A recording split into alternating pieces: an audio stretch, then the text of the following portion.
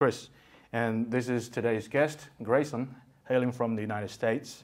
Grayson is a law student and currently doing this exchange at Shanghai Jiao Tong University. I find him to be an extremely interesting guy because the thing he told me that there's this movement that he helped to build in the United States. It's called MAGA Communism. And MAGA Communism, when you think of the two words, MAGA, Make America Great Again, and communism, these are two polar opposites if you think about a political spectrum. Because communism, if you look at it, it's almost always placed at the extreme left side, whereas MAGA, you think about conservatism, you think about probably white supremacy, racist, all those kind of negative things that's depicted by the mainstream media. Yeah. Are you reconciling these two polar positions, or are you trying to juxtapose them together to create something new? I would say that for us, MAGA communism, we're very aware of the apparent contradiction. Because according to the mainstream media, and of course even the predominant left in the US, MAGA is this kind of ideologically defined right-wing movement that is the polar opposite of communism, like you said. And then communists, on the other hand, supposedly stand for the exact opposite principles as MAGA. But to us, this contradiction, this apparent contradiction, is only apparent. And MAGA communism for us is just Marxism-Leninism that is applied to the American context. And it's nothing more than that. The reason why we use this very provocative term, and it's on purpose, is to basically draw a line between what we view as a kind of authentic and independent working class movement in the US and the fake or synthetic left that objectively ends up just aiding the ends of the government, of the US government, which wants to expand it at the expense of the working people and even at the expense of the people of the world. Because for us, if we're Marxists, we don't look at things ideologically. Ideology always reflects a real material basis that people are coming from. We don't take them at their word when they say we are anti-communists, we support capitalism, democracy, whatever. You always have to read between the lines. What are they really saying when they say that we hate the communists? They're saying that they oppose Bill Gates, they oppose Soros, they oppose these kind of international bankers. When they say we oppose the globalists, they are talking about the same financial cabal that communists ought to be historically. But these lines are usually oversimplified and vilified by the media. These are really dangerous lines. If you mention that in the US, the international cabal, as George Soros, well, it sort of reminds probably the US media will say, well, this is a conspiracy theory, anti-Semitic, or criticism like that will come at you. Sure, I mean, it's inevitable, but all communist movements have been decried as antisocial, as whatever. They've always been smeared in this way. They're scared of this word communism. But the duty of communists is to go down to where the working class is and to win them over. It's not to pander to any kind of reactionary views that they might hold, that are influence of the petty bourgeois or other classes. But it's to still stand by them and to clarify their aims. And that's the point of communists, right? Formulate a working class party that's independent of both the Republican and Democratic establishment. Okay. I think I watched one of those interesting encounters between Has and MAGA Trump supporters. They hold a rally and he approached the people and asked them questions. Why are you supporting Trump? Should Bill Gates return the land to American people? And they say, yes. And in a way, it's kind of bringing communist position, sort of communist position to the people. It's practicing the mass line in the States and asking these people could be not familiar with the ideology of communism, but in fact what they support is to return power to the American people. Yeah, and I think our position, it's no different. I'm going to emphasize, it's no different than the position of every Marxist-Leninist party in history, from the Chinese Communist Party to the Bolsheviks. Our position is this: it's that the duty of CPUSA, ideally the CPUSA. That's a different story. Okay. But the position of communists is basically to clarify that what working people want, what they're striving for, it's not ideological, right? They want to put food on the table. They want to send their kids to college. They want to just make a living. They want to exist, okay? And then sometimes this is expressed ideologically. We want to return to a republic of, by, and for the people. We want to take out corruption. We want Bill Gates to return the land, right? That's what you said. Our point, and the point of communists, is to always show that the aims of the working class can only be achieved through communism. Okay. You want a popular republic, you want Bill Gates to return the land or whatever, right. You have to violate the sacrosanct right of property, which, as Marx observes, comes at the expense of the vast majority. The private property as an institution really means the dispossession of property for the vast majority. And ironically, it's the supersession of private property in China, for instance, that has allowed for a new degree of ownership amongst normal people. I mean, home ownership in China, vastly ahead of the United States. And this is, of course, unintelligible for those who just view communists and private property as annihilating everything. It's not. So I would say that, our message to these people is we're going to stick by them. We're going to be down in the trenches with them side by side. But we're always going to be clarifying the class nature of these conflicts, right. Without pandering to any other sentiments that might get in the way. Right, sorry. So essentially you are making clear distinction between political rhetorics about left and right versus the kind of economic base, the people who owns the means of production. Whoever wants to, I think, whoever opposes this political arrangement, this global political arrangement, depending on what kind of ideological weapon they take up, could be considered revolutionary. They are not the kind of, reactionary that people like to label them.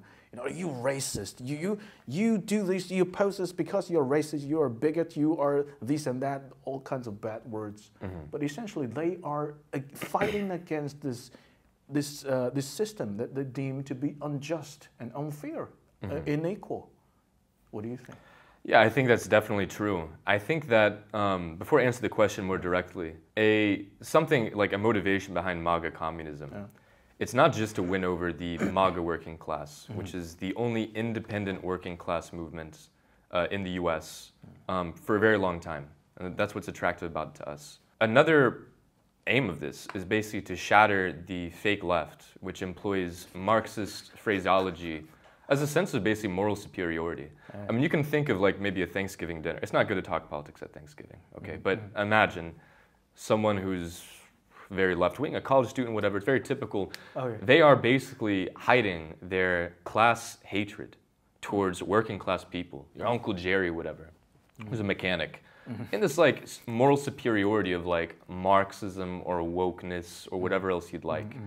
Now imagine if Uncle Jerry starts speaking a language of Marxism, but his class basis is the same. He's still the same, rough and tumble, working class guy, a redneck or whatever. You destroy the justification that these students have for identifying with Marxism, and you establish Marxism as a working class movement, as something to clarify the working class's aims. So this relates to this left and right. For us, it's not just about what people say that they are, and not just about the ideological surface level stuff. Right. It's what do they actually mean? And when you say about like progress and reaction, left and right, it's definitely true. I mean, the establishment before, even the 1950s maybe, it's conservative, more or less. And in a more dialectical way, even the liberal establishment today is conservative. I mean, but we obviously look like we're flipping things. It looks like we are identifying the right as the left and the left as the right. In reality, what we're doing is just asserting a very basic materialist axiom, which is that appearance and essence are two different things. What something appears to be is not what it is essentially. And it's not like the left is defined by this trans-historical checklist of do you support LGBT rights, do you support open borders, etc. It's not about that. I mean, this is an idealistic way of thinking. It's also very silly. It's not about that. So you're totally not interested in fighting a culture war? The culture war does have some interest for us because it reflects a real, in our view, it does reflect the class struggle in some instances. This kind of nihilistic culture that's pushed on the American people from above by institutions. Yes, working people do express their organic dislike of this in various ways, sometimes in reactionary ways. Duty of communists is to redirect this in a way that is scientific, that's clear, that still leads them to victory, essentially. I wouldn't say that we are flipping left and right. I would say that we're just clarifying what left and right really mean in America. And this is controversial, I know, but the American left in the US, I'm of course generalizing, but the predominant voices, Bernie Sanders and so on, this is objectively a right wing. It's a left wing of capital, if you want to use this old Marxist phraseology, but it's still a right wing. I mean, Sanders, for example, does not support a humanitarian ceasefire in Gaza. I mean, these are supposedly the preeminent voices of the American left. But MAGA, on the other hand, they want to dissolve the FBI, the CIA, they don't want foreign wars. I'm supposed to believe that they're right wing because they don't use pronouns? I mean, it's a very silly dichotomy that you're left wing by basically virtue signaling to what the media says is left wing talking points. Wow, interesting. I mean, I'm more interested in your positions, like in U.S. politics, like on a lot of issues like identity politics, environmental protection, all kinds of things. What are your positions? You support or against? It depends. I mean, for a lot of these environmental protections, we don't deny that we live in an ecological age. And it's just basic common sense. When the world itself is so integrated and global, you're going to have some kind of, you need to take care of the stuff you're cultivating, okay? But the way that you do this is an open question. And we do think that a lot of the predominant environmentalism in the US and in the West, I wouldn't say as much in China, which is a different issue. It's very anti-human. And it's a degrowth ideology that does not want, for example, to see the development of the productive forces. To be just very basic, we support geoengineering. We support maybe technological solutions. We don't want to roll back the wheel. We don't want to roll back the wheel to some, you know, potato farming life where we don't use GMOs or whatever. Now, some of this stuff, I think, is a given. Maybe, for example, even with GMOs, maybe we should revisit the efficacy and the utility of this. Small plots, maybe these are good. But environmentalism, as such, is often used as a tool for the monopolists to inhibit the development of the productive forces of another country. We don't want to see the third world develop sovereignty, economic sovereignty, to drill oil, for instance. We want them to rely on the West's technological superiority, their kind of their ability to put forward environmentalist solutions to global problems. So I think the big farm companies, Monsanto and so on. Yeah, I mean, a lot of these monopolists, they are actually supporting green energy solutions in a way that, you know, maybe should make leftists suspicious about where they cast their support. But yeah, I would say that it just depends on the issue. Our ultimate aim, again, for MAGA communism is the same as any Marxist party: formulate the proletariat into a class and challenge the status quo. To have an independent working class movement, both independent of the Republican and Democratic establishment. How this movement expresses itself is a different matter. But Marxist's duty is to clarify it, to give it clarity, to give it the weapons it needs to succeed. There's a burning question I want to ask. Black Lives Matter or All Lives Matter? I think Black Lives Matter had a real significance for I think it's opportunistic to use this All Lives Matter language. It's very clear that Black America suffers in a way that... The question, let me rephrase it. What do you think of the critical theory of race? Well, I do think it does relate to BLM, actually. Just to go back to this original question, BLM did start as a kind of organic movement against police brutality. But look how it has ended up. It was co-opted by the Democratic Party. And it was essentially used as a weapon to silence a lot of different voices, even in the Black community, who were critical of the aims of BLM. And I think institutionally, all it did, much like environmental movement, it just strengthened the NGOs and the institutions and the media of the Democratic establishment. I mean, the Republican Party is still an establishment, of course. We're not denying this. It's not like we are jumping with the Republicans to avoid the Democrats. But it's very clear that the Democratic Party is much closer to defining what the deep state is in the US. The media, it's undeniably has a quote-unquote left-wing bias, a liberal bias, we should say. Institutions, the universities, these ultimately serve a kind of quote-unquote leftist bias. It's, of course, a fake left, but it's a leftist bias. And we think that it's dangerous for radicals to fall under the illusion that their support for these things is necessarily radical. I mean, look, if you're getting your radical politics from the university, which is funded by the state, and then you're voicing it in terms of like the same terms that NGOs, maybe you work for an NGO, like you're not a radical. You're not independent of this establishment when you're working with them. Okay. It should be very clear that the aim of communists is first and foremost to be independent of the language and the institutions of both.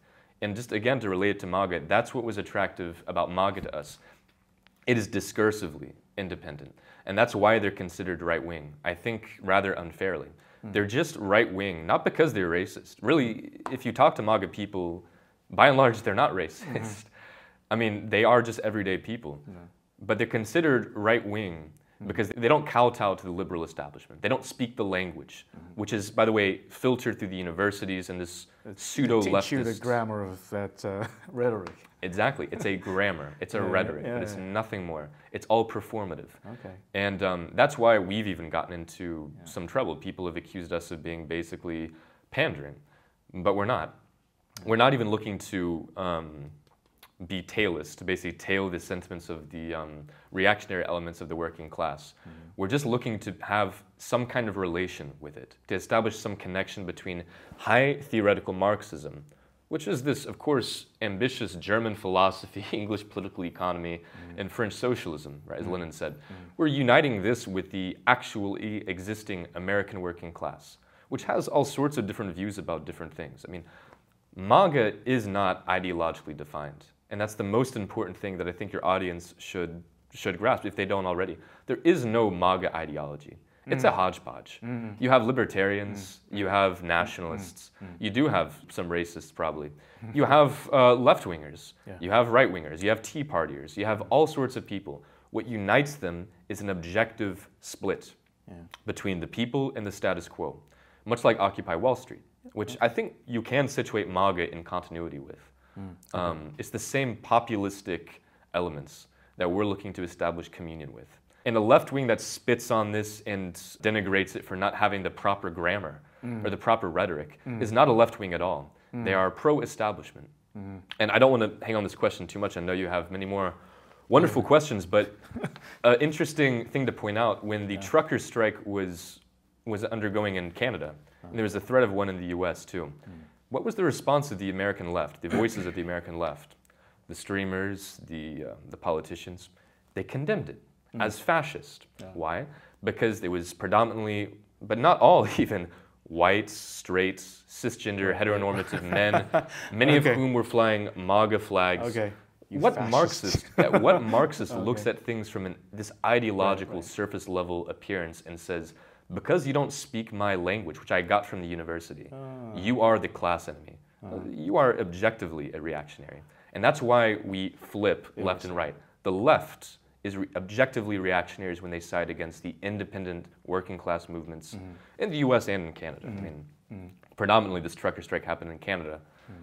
And the US, Biden banned the rail strike. I mean, well, it certainly reminds me of this term, the human, socialism with a human face. And today it's capitalism, the human face. And the left in the United States is giving that human face to capitalism. Yeah. That's kind of funny. I think that's a good way to put it. It's like, it's a PR, because I think, you know, I don't want to get too much into theoretical stuff, but we do live in a very different capitalism, if you can call it that, than what we lived in the 1900s, in Marx's day even. It's a very different system. And I think there's a reason why the ruling elites today, where it's much more centralized and much more globalized, which is planned. I mean, the economy, the way these companies, these large companies exert themselves, is largely, it's more planned than even the USSR in some respects. It's not free market competition. There's a reason why they're comfortable with this left-wing language. It doesn't challenge them. It actually helps to support their aims.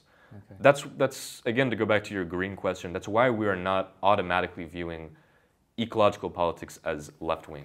It's integrated within their scheme of monopolization and degrowth. Because there's this element of greenwashing, there's this element of woke. You know, being woke sometimes helps you to grow your business. It helps So it's just to have that progressive facade makes it more less prone to criticism, because you mentioned that ideology and materialism are, two different things, and I want to go back to a time that was the latter half of the 20th century, where there was basically two ideological camps in the world fighting, not fighting, Cold War with each other. The U.S., is the so-called free world, liberal democracies, versus the Soviet Union, communist bloc. And the end of the Cold War resulted in one of the system a triumph over the other.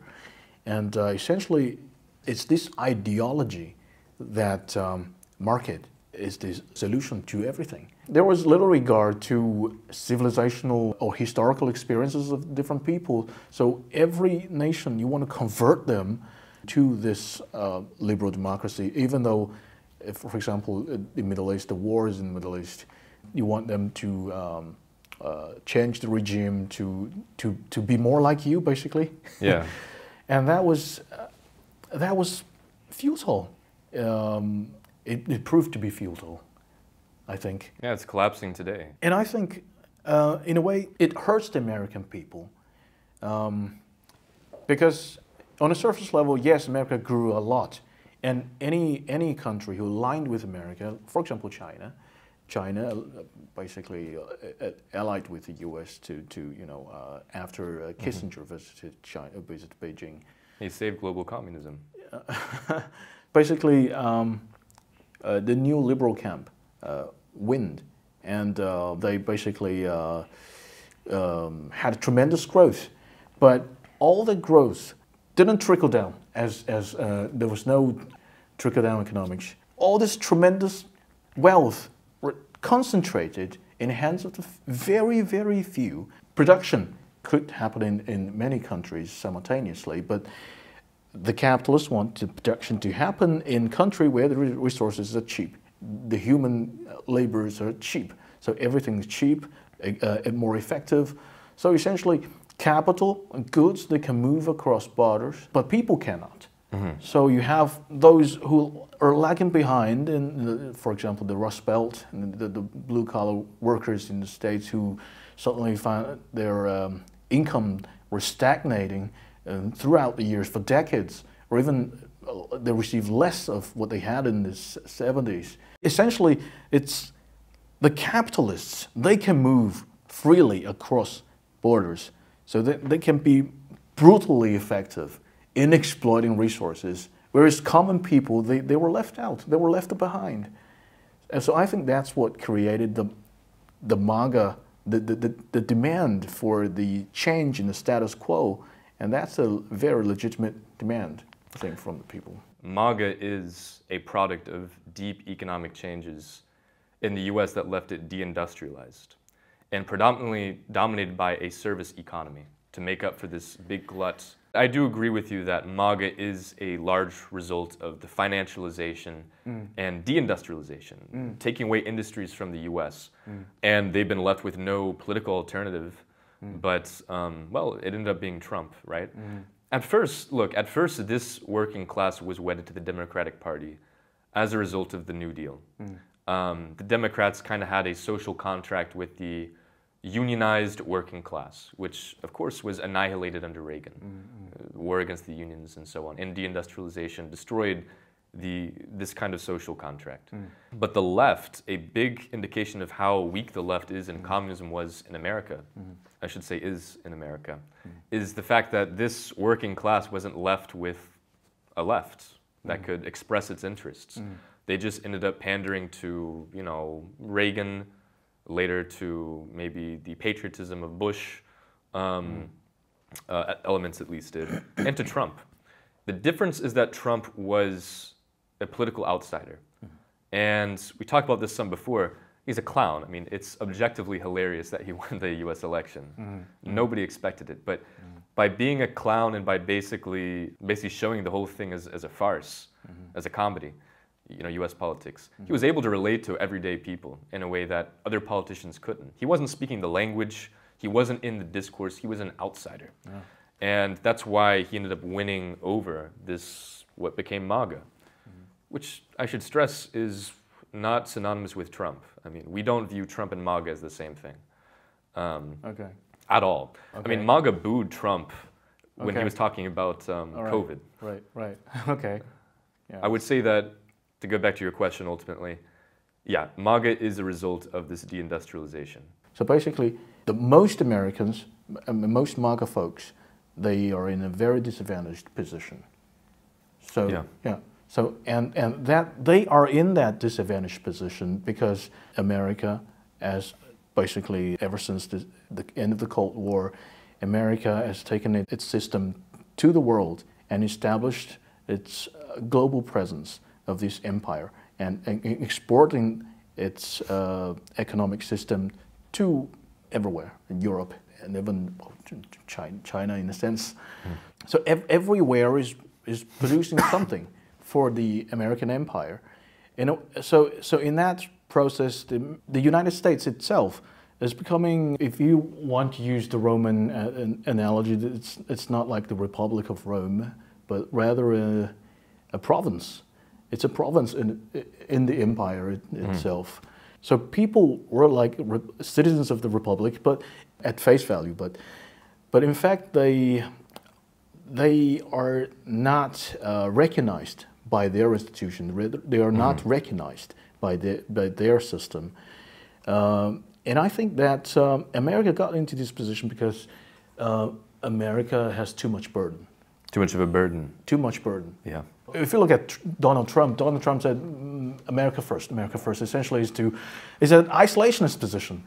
Because America had too much burden to care for its alliance system and overseas. Europe, those countries essentially outsourcing their defense to America.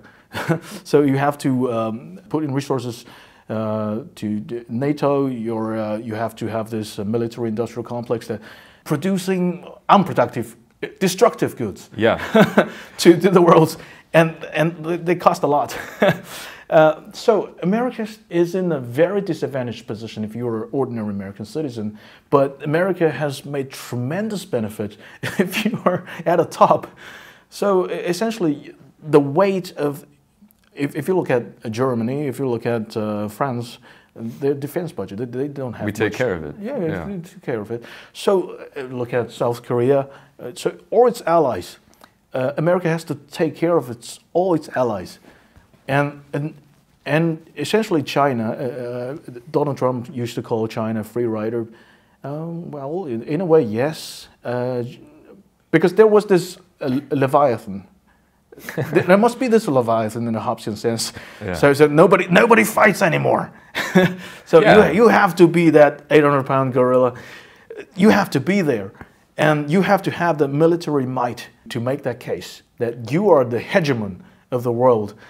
And you have to put resources to substantiate that credible threat.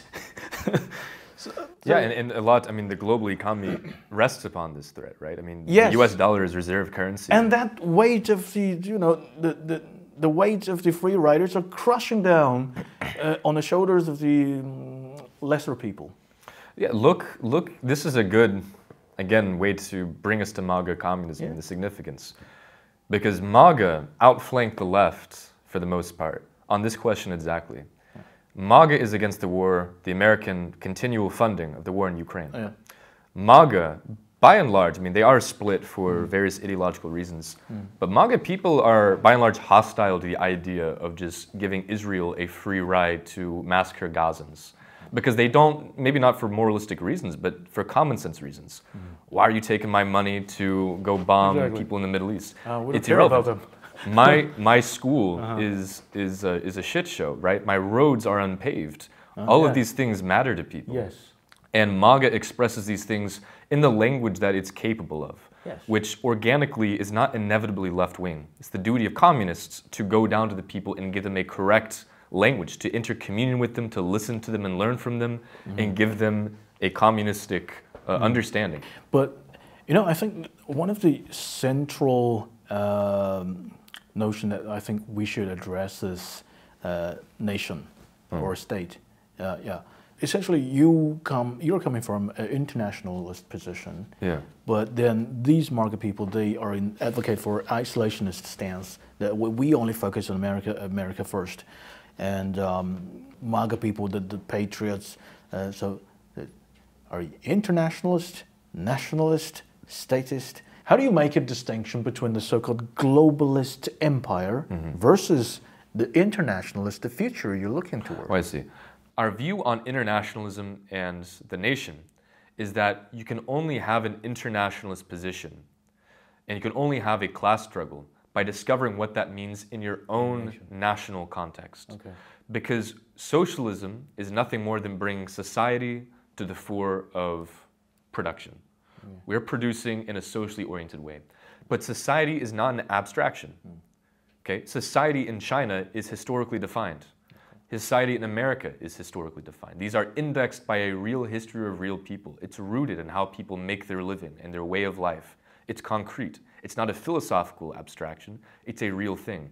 And the class struggle proceeds from this basis. This is why Stalin, for instance, not only goes into the national question in one of his works, but he says with socialism in one country, that socialism is socialist in content and national in form. And this is the essence of socialist patriotism, which China practices, which we put it into practice in our own way, in our own community, and what we are trying to revive, the spirit of socialist patriotism. It doesn't mean supporting the flag or the institutions of America against authentic interests of the third world or whatever. If Vietnam wants to burn the American flag, they have a reason for this. Although they don't, by the way. They're allied with the US empire. I won't get into it, but you can see how Vietnam is related to this. Socialist patriotism does mean that we proceed from a love of the people, a love of the country that we come from. People are surprised by this. You know, Lenin, I pointed this out in the video, Lenin, people often cascade Lenin as an anti-Russian guy. He doesn't like Russians. He's kind of, some people even say he's a foreigner himself, right? German agent. But you know what Lenin said? He said that we don't hate our country. We love our language and we love our country. And we're doing the utmost to raise its toiling masses, 9/10 of its population, to democratic and to socialist consciousness. In other words, communists don't proceed from an anti-national standpoint. They proceed from a position of love of their people. When Mao was fighting on behalf of the Chinese people, he wasn't fighting on behalf of an abstract working class. He was fighting on behalf of the Chinese people. And it's through that deep nationalism, if you want to call it nationalism, because this is a colloquial way of saying it, I guess. It's through this nationalism that you arrive at an internationalist position. Right? It's through the love of your country that you're able to situate it in the community of other countries. You can see the imprint that America makes on the wide tapestry of world history. And that's something that socialists should be proud of. And they should be against the globalists, to use MAGA's language. No love for the country, no love for the nation. Yeah, their patriotism is like George Bush's patriotism. It's like, what is patriotic about waving the flag and sending our boys to die in Iraq? There's nothing patriotic about it. So I think that socialist patriotism, that's another dividing line that we basically drew in the US, because to be a leftist in America, a lot of the times corresponds with a very anti-social position. In a way, I think the MAGA or anything you want to be politically successful, politically significant, you have to build a united front that makes clear but nuanced distinction between who you want to unify with and who you want to target against. And I think that's a really demanding job. It is, but that's exactly our strategy. It's create a popular front with other elements. And we've been successful in this, I think. If you look at Jackson Hinkle, for instance, he's been able to basically ally himself with a lot of disparate elements who are part of an anti-establishment. You can say it overlaps with MAGA. It's not always the same thing, but the anti-establishment camp. And that's the way we orient ourselves. We are on cordial relations, I would say, with a lot of libertarian elements, with the LaRouche people. We have disagreements with these types. Of course we do. We're not ideologically the same. We're proceeding from Marxism.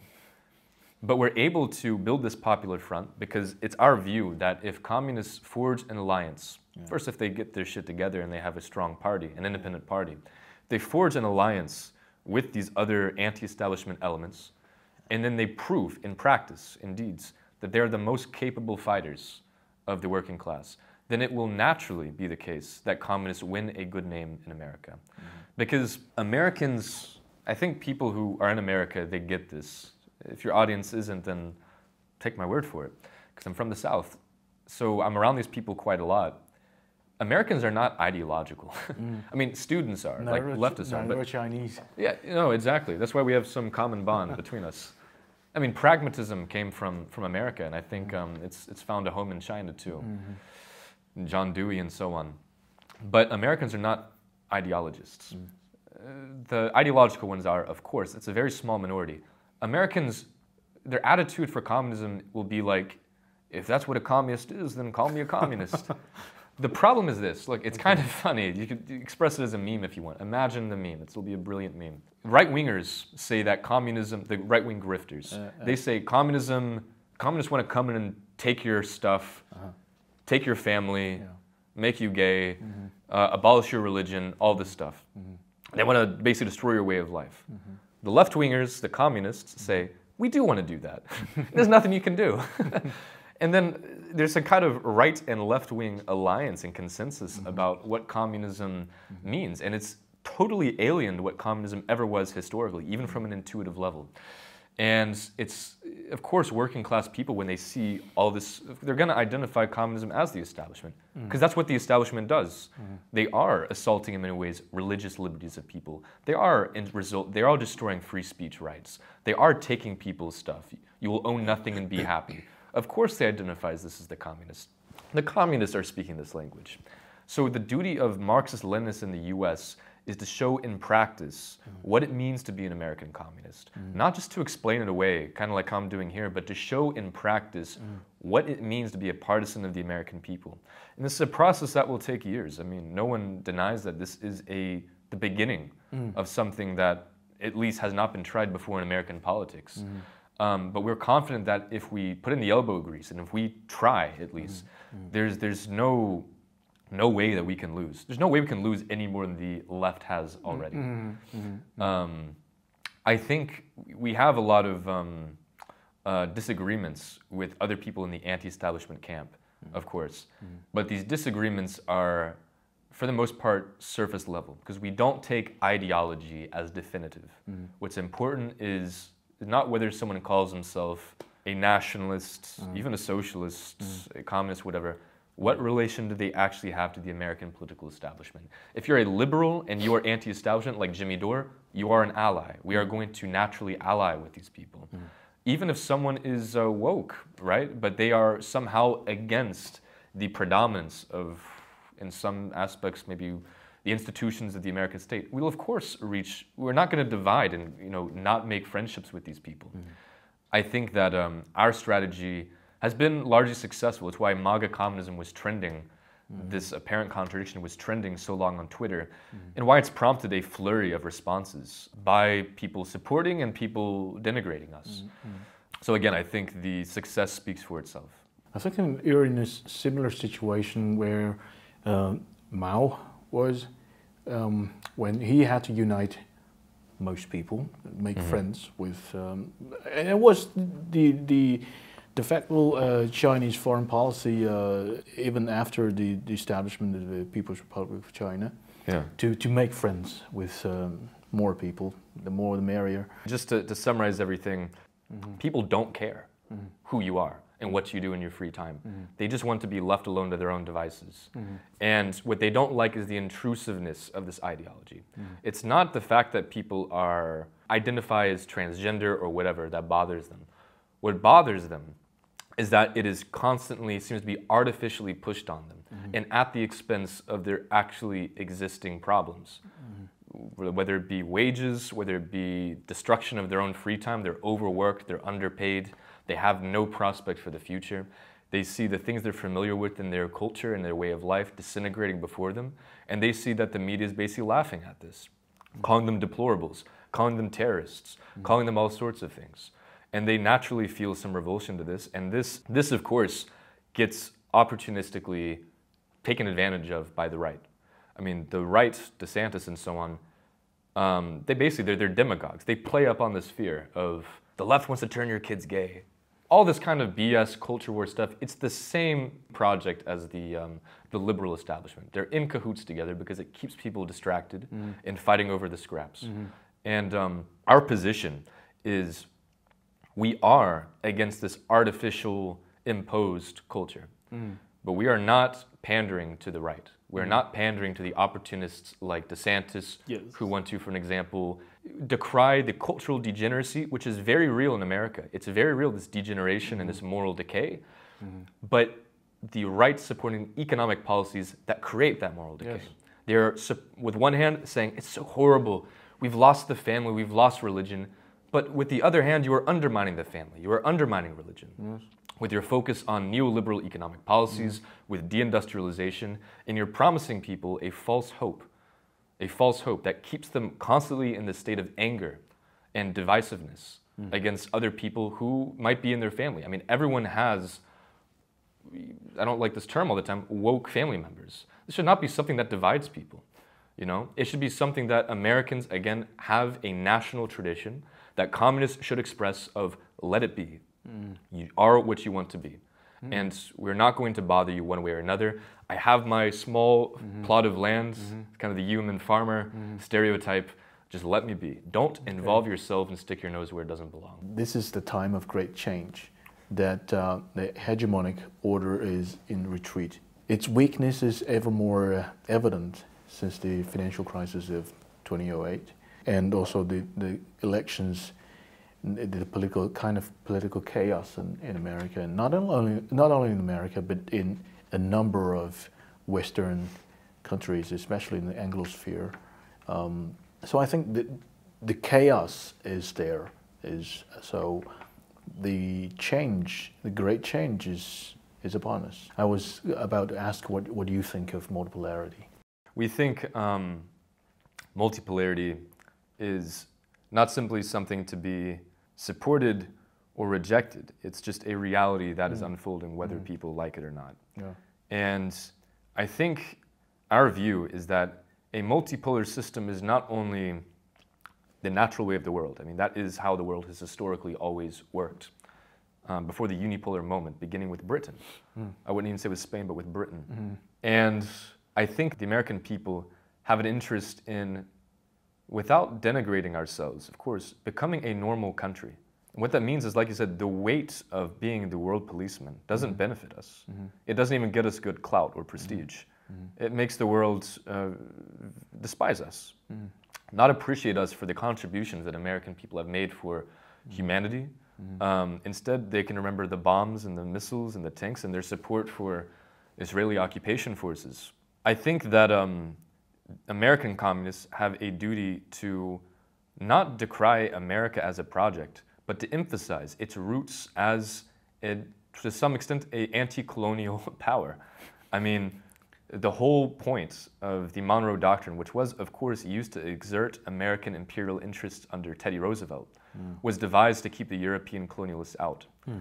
The aim of the other founders was never for this spiderweb network of NGOs and political ties with other countries and getting involved with the elections of other countries, overthrowing them. It was an economic cooperation that we will build a new Jerusalem here in America, because this is a land of frontiersmanship, a land of opportunity. We will develop, and if people want to come, they will come. And, you know, as a melting pot, which by the way, again, some dividing line between maybe nationalists. We are a melting pot. America is a melting pot. It's always been a melting pot. We have a definitive nation that they're melting into, but you can't impose a form, whether of whiteness or whatever, or of LGBT identity, which I think they're doing now. This is the new kind of form of a priori imposition. You can't impose this on people. You have to let culture breathe and become what it needs to be. And I think America's interest is to join as another normal nation with the other countries of the world. As a preeminent one, we are a major nation. We are, I think, maybe it's wrong to say, but I think we're also a civilization state of some sort. And I think that we should get along with Russia, China, and the other countries of the world. We want to basically be there as reliable allies of the American working class, which will be looking in all sorts of different directions for an answer. Trump is not their messiah. Trump is an important figurehead, and as a meme even, a very popular one, right? Even internationally, people here. But Trump is not going to lead them to the promised land. And no right-wing grifter is going to. Okay. And no left-winger is going to even be able to reach out to them because they call them fascists. So we want to build a discourse that is capable of reaching out to them and supporting them and giving them a clear vision and direction to build a working class party that can be an alternative to the two-party duopoly that dominates American cultural, political, and social life. Okay. Maybe that's a good way to end. Yes, that's a good dose of revolutionary optimism. Of course, you have to be an optimist. Thank you so much. Thank you. Thank you.